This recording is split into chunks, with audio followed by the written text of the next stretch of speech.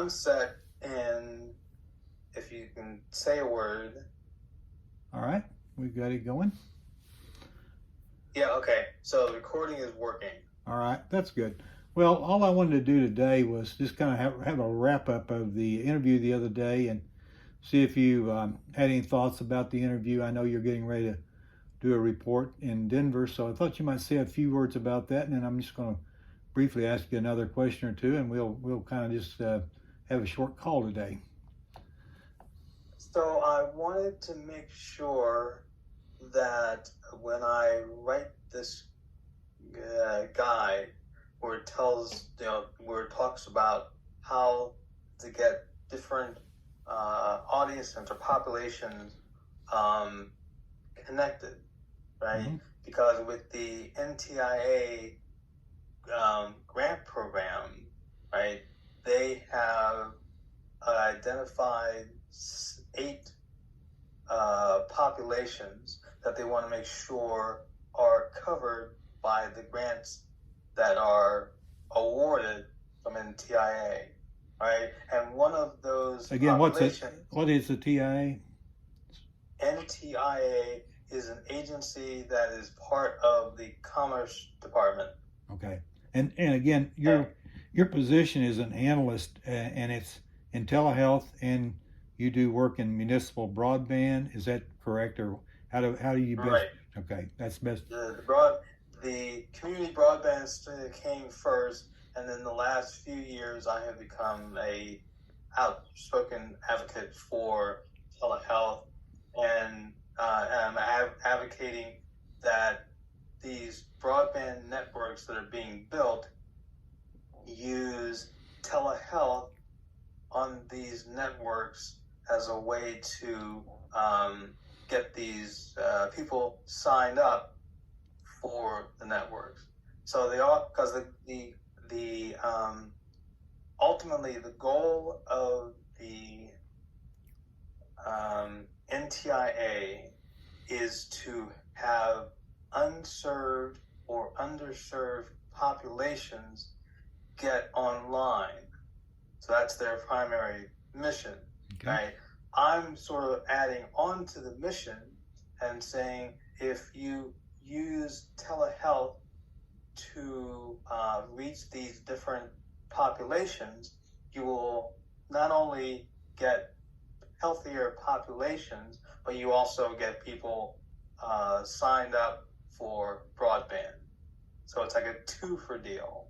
Okay, and you're doing this in Denver, right? You're making a report. No, in Denver, there's a conference. Okay. Mountain Connect is a conference Okay. that they do once a year, and so I'm speaking at this one. Okay. And, Okay, I just want to kind of get that straight. But as far as our interview, how did you feel about that? And I guess the project I'm working on, and again, it deals with people with disabilities and looking for their happy place, and also some of the aspects of telehealth that we're kind of dealing with as far as people with disabilities. So I just want to see what your thoughts were as far as our interview, and then we'll go to the final question there.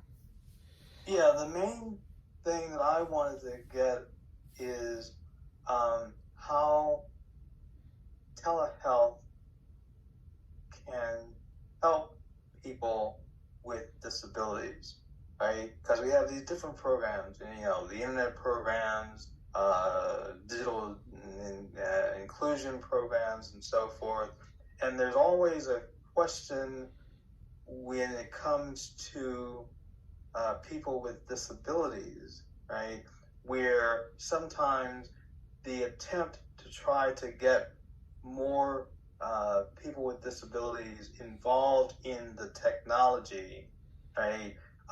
Sometimes it leaves people off the list, right? Okay. And so that was my, I think one of the questions. But we can talk about that again if you just want to recap what you said. Okay. Well, I think what I was kind of getting down to was at this point it was the fact that artificial intelligence and a lot of other things are starting to deal with the data that's gathered, and what's happened is that there's a great amount of data that's being collected, because we know that with people like Epic Systems up in Madison, where my grandson works, and we also know that Apple and Apple Watches are collect.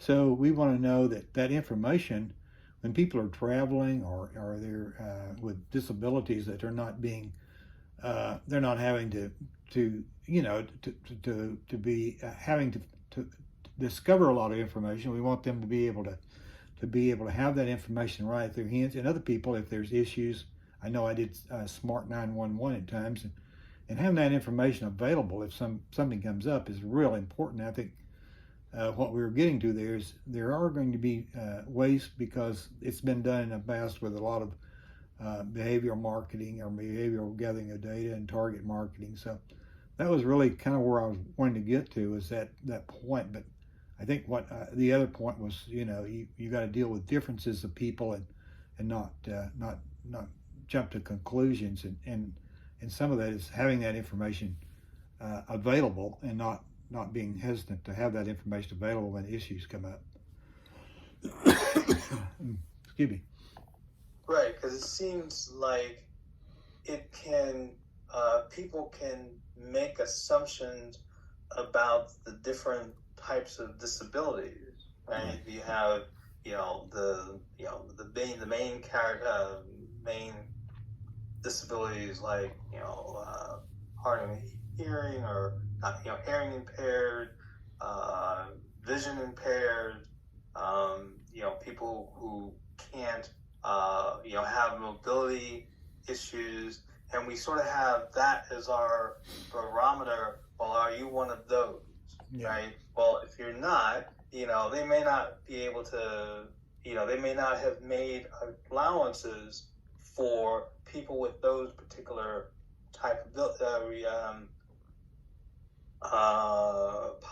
different types of disabilities. Yeah. So we can't allow either the government or local government to pigeonhole people and say, well, because we have services that cater to these 4 or 5 types of disabilities, that may not be what's now. And so, like, when you mentioned the point, I think it was your daughter, I think, that has a disability, but it's not one of the the big 4. It's a different kind of it's a very special issue. It's oral facial digital syndrome, and most people will confuse it with something else of broader terms, as you mentioned. Well, the only thing else, and again, you're a stroke victim, so you probably see that I know a lot of people have different situations after they have a stroke, and it affects them a lot of different ways. I mean, it's not all the same. Oh, so, definitely. So you're kind of living that case too. So I understand that. Well, I'm going to wrap it up here. I know I didn't want to tie you up too long, but I was wanting to say, what are you thinking about as far as looking for your happy place, or what have you thought about it? It just maybe a place that you'd like to go, or just a thought along those lines, because that's kind of what we're talking about in this series here, or this docuseries. Is what? Well, I guess one of my happier of my possible happy spaces. I'm a musician, and I play in a little combo. I play in a concert band, and I play in a wind ensemble group. And each of those has, I guess, therapeutic properties. Right. One, I get to be with people, mm-hmm. right? Instead of being, working alone and all of that, right? So it's it's a social thing. My brain gets exercised a lot. As a percussionist, we often have a lot of, lots of periods where we have to just count, and if we lose our count, right, we're in big trouble, right? That craft will come in at the wrong time, whatever. But it's a way, when I first got back to playing, I hadn't been playing for like about 30, 40 years. That's Right. basically since college, right? So so I had the stroke, and then 2 years after that, a friend of mine said, "Why don't you come join our band?"